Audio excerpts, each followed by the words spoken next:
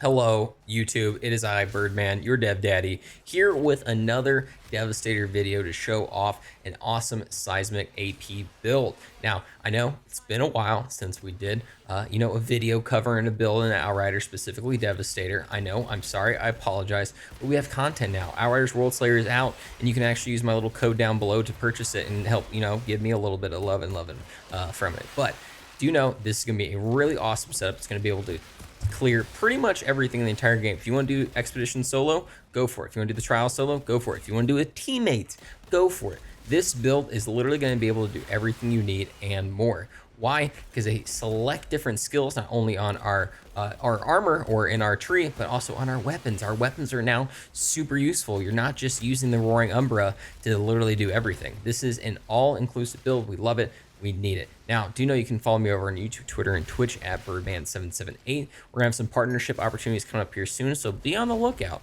and be on the lookout for some more Devastator videos. Now you can follow me on Twitter to find out whenever those things are launching. Now, let's hop right onto the video and show off this amazing build. All right, so let's look at the pieces of gear that you really need for this setup. Again, I think you need to be focusing into weapons kind of like this. I'll give an idea of what mods you need to use, but overall, this is what I've been using for my setup that's been working really well. First off, we have a Death Shield. Death Shield's been one of the best weapons in Outriders since day one. It came with that Fortress mod that gives you that extra damage boost as well as armor resistance. It's been changed up a few times, but it's still a godly perk to have. I added on that dimensional rockets. If you watched my video the other day talking about dimensional rockets, you know why it's so busted.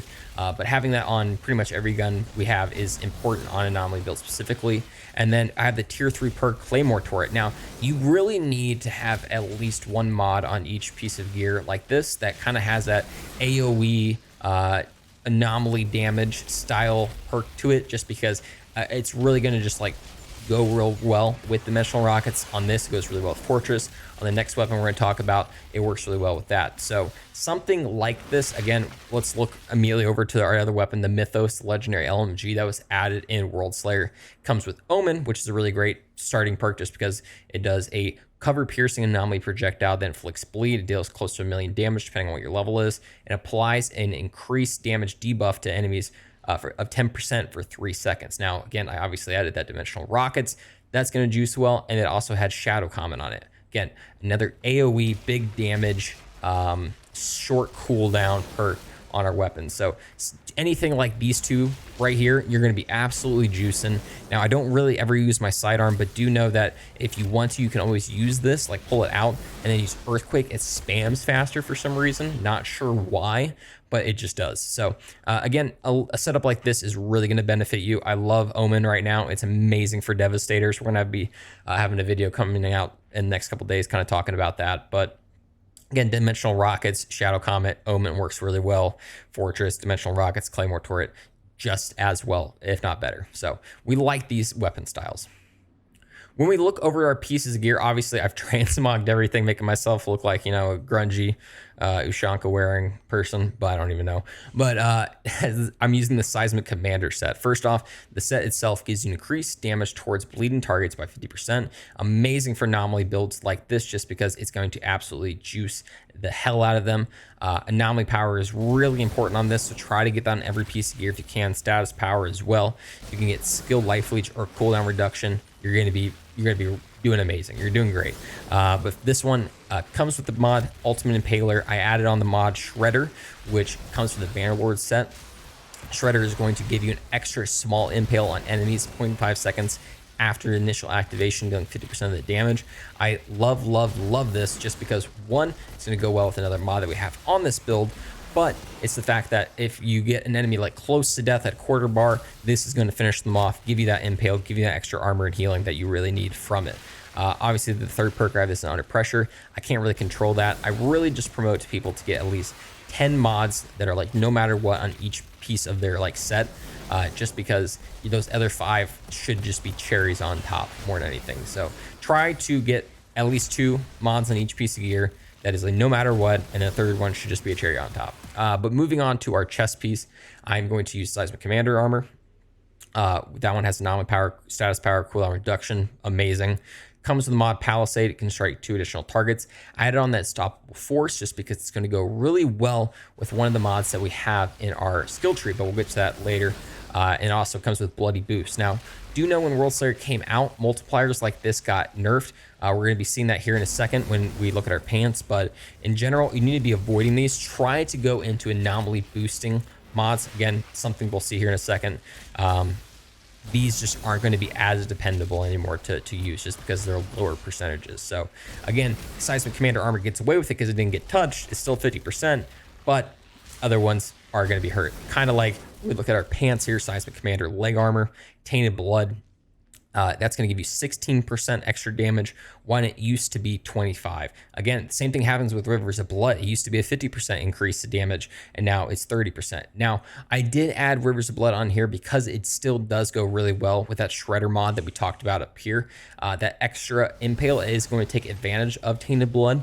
Not Tainted Blood. It's going to take care of Rivers of Blood, so we still like having that, and it's going to work well with our initial activation anyway, so we enjoy having that. And then again, Restoration is third one. I wouldn't normally add that, but it's kind of locked in there for us. Now, looking at our gauntlets, I'm running the Bannerlord's gauntlets. It's got max health, skill, life, leech, status power. 2 of those are great. Max health, we hate. I don't really want that. But biggest reason why is because of the third perk it has on this, but we'll talk about that in a second. First off, this one comes with Postmortem. Enemies killed by the skill journey up to 3 additional spikes, impaling enemies within a 5-meter radius from the kill target. Again, this is more infliction. I really enjoy that, especially when you spike an enemy and like a couple enemies are coming into the fight. They're going to get hit by it, and then they're going to get inflicted, which we really do enjoy.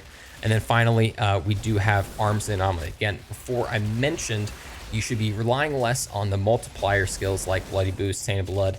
Go more for perks like this where it's going to give you a large anomaly boost. The more anomaly damage you're doing, the better off you're going to be. I'm getting close to in the millions of anomaly damage with something like this on my weapons. So we liked having this. And then finally, my boots, anomaly power, healing, skill, life. 2 good things. Healing really don't need, but it's beneficial to a point. This one comes with Impaler, extra use. I added second Quake for our Earthquake, and then finally Sharpened Spike, so it's doing more damage. So we overall pretty solid setup that we got going here. Not really a whole lot that I would change at this point in time. Now in our skill category, Earthquake, Reflect Bullets, Impale. Earthquake's gonna be your main DPS. It's going to inflict damage. It's gonna inflict anomaly damage. Goes well with one of our packs things, but mainly for the fact that it's just gonna be our highest DPS out of anything. We add Reflect Bullets because one, it's a good defensive skill, but it also helps activate a skill within our skill tree. That's going to be Paladin. It's going to give us extra anomaly damage on activation. This is the fastest activation of it. We're able to just flick it real quick, get a cooldown for it, activate it 10 seconds afterwards. Again, constantly hold some pretty high anomaly damage. And then finally, Impale, probably one of the most slept on skills. Everyone hated it in the past. They fixed it. Now it's like the best. It's going to do 1.7 million damage to enemies. It's going to interrupt their skills. It's going to bleed them. But also the fact that it gives armor and health regen to you and your allies for 9 seconds while the enemy is spiked. So it's just great for tanking, great for overall DPS. We just love this. Now, we're going to have a very similar skill tree that we had in previous Devastator builds. Not going to go over a whole lot of this. Again, you definitely just want to go over all the anomaly reservoirs, that extra anomaly damage. You want to get both the Endless Tremors here and here for the cooldown reduction on Impale and your Earthquake. I always go into Paladin again for the extra 45% anomaly damage. We love having that. I only really go into Unending Watch so that we're able to go into Strong Armor the Anomaly. Now, this is going to work with that Unstoppable Force mod. Unstoppable Force gives you extra anomaly damage for your resistance piercing, and then this skill is going to increase your resistance piercing for each enemy hit by your melee. So again, you just jump into a crowd, punch them all, and then it's just going to juice up your anomaly power. So again, higher anomaly the better. Obviously, we're already going to grab these 2 pure anomalies here and here just for that initial boost no matter what to our anomaly damage through Strong Armor the Anomaly. Always like getting Stone Circle just because increasing the close range, it's just going to help me out with healing more than anything. I just really enjoy that. Always going to grab Strong Armor the Anomaly for that extra melee damage just because, again, melee is considered anomaly damage. So the higher anomaly damage, the higher melee is going to be. So we like to have that no matter what. Always love Executioner. Extra 20% damage against enemies under 30%. Again, things like our Shredder where it's going to hit them with an extra activation. This is where it really comes into play. Always want to, I have to just go in the rejuvenation for the skill life leech, but it's great to have. We're always going to protect it to the anomaly, increase our armor by our anomaly power. It's going to be stupid no matter what. Always have to go in skilled sentry, but it's great. Increase your armor by 20%, resistances by 20% for 10 seconds when your skill ends. Bonus does not stack. Who cares? It's still a good juice. And then bloodbath, extra damage to bleeding targets, and then finally Earth's Heritage, increase seismic skills, base damage by 50%. I don't know what I really have to tell you in regards to that. It's juicy damage. But moving on to the packs tree now, because this is a new addition that we have to talk about every time that we do these.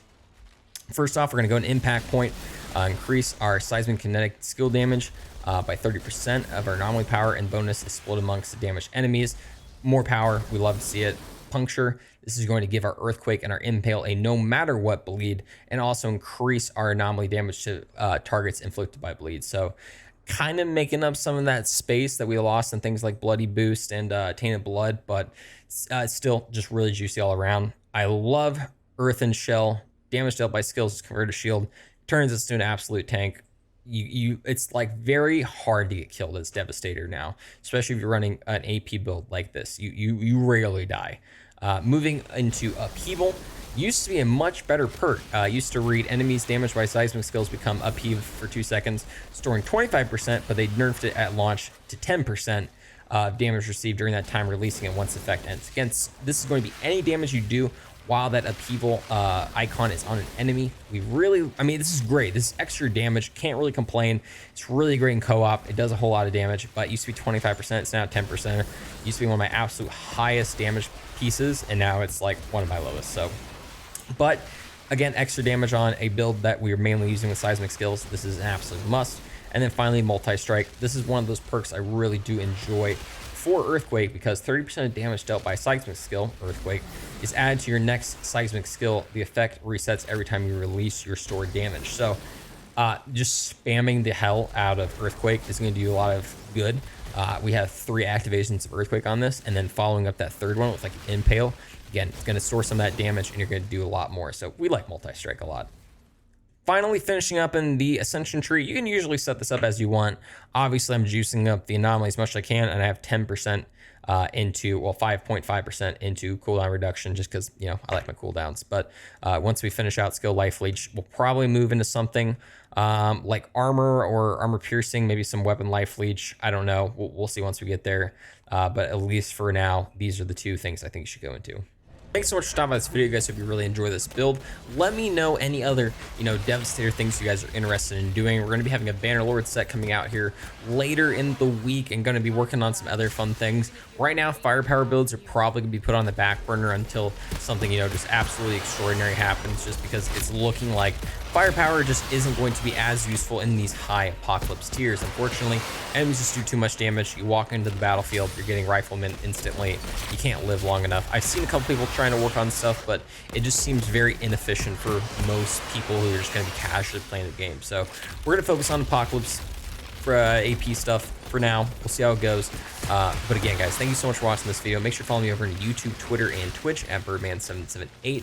Again, more videos to come. Stream every single day. Trying to start at noon, but if I'm not on at noon, check my Twitter. I might be streaming at nighttime instead. Schedule's just a little wonky right now, so we're trying to make best with what we got. But again, be expecting more Devastator stuff. Be expecting some Pyro things, and just in general talk about Outriders currently since Worldslayer has launched. Thank you so guys very much. Thank you very, very, very much for watching this video. Guys, hope you enjoyed the build, and hope you have a great night, day, where it may be.